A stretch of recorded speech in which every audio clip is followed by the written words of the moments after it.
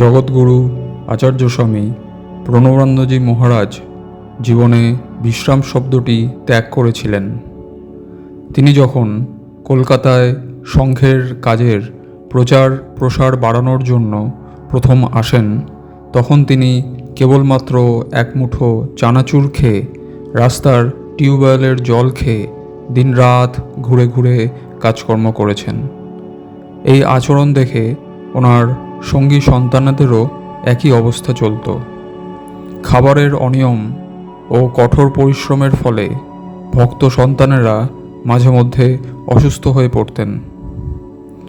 অসুস্থ ভক্তদের কাতর আহ্বানে সাড়া দিতে গিয়ে স্বামী প্রণবানন্দজি মহারাজ বারে বারে অসুস্থ হয়ে পড়েন। তিনি বলতেন, সন্ন্যাসীর ব্যাধি হল এক কৃচ্ছ্র তপস্যা। এই তপস্যায় চিত্তের কালিমা দূর হয়, হৃদয়ের প্রসন্নতা ফিরে আসে, আর আত্মচিন্তা আত্মবোধকে জাগিয়ে তোলে, মহামুক্তির রাস্তা বানিয়ে দেয়। ভোগীর দেহের ব্যাধি দুঃখ যন্ত্রণার কারণ হতে পারে, কিন্তু ত্যাগীর সন্ন্যাসীর শুদ্ধ দেহের ব্যাধি কোনোদিন যন্ত্রণার কারণ হয় না। আচার্যদেব বারে বারে অসুস্থ হয়ে পড়তেন। সেই দেখে এক ভক্ত প্রশ্ন করেছিলেন, আপনার এই কৃচ্ছ্র তপস্যার শরীর ব্যাধিগ্রস্ত হয় কেন? স্বামী প্রণবানন্দজি মহারাজ উত্তর দেন, এ ব্যাধি হয় তোমাদের জন্য। তিনি দীক্ষা দিয়ে অভয় আশ্বাস বাণীতে বলতেন, আমি তোদের সমস্ত পাপ তাপ গ্রহণ করলাম। আজ থেকে তোরা মুক্ত নিষ্পাপ। তোদের পাপ তাপ আমাকে দিয়ে দে।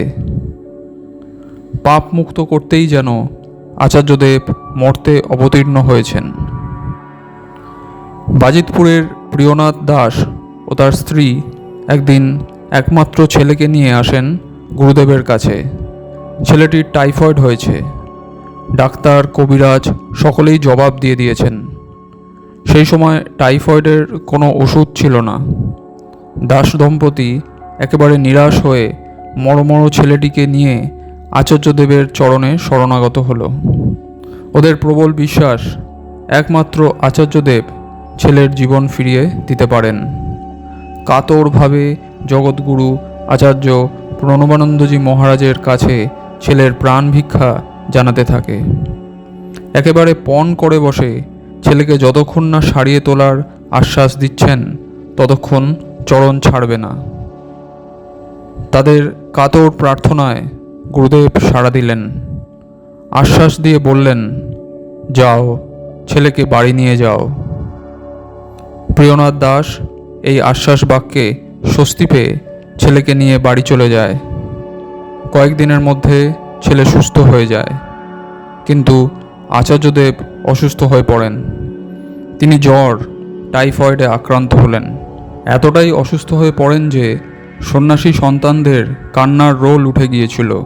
তার ভক্ত সন্তানদের আকুল প্রার্থনায় আবার শরীর ধারণে সংকল্প করলেন। কয়েকদিন পর আচার্যদেব সুস্থ হয়ে আবার মানুষের কল্যাণ কাজে নিযুক্ত হন।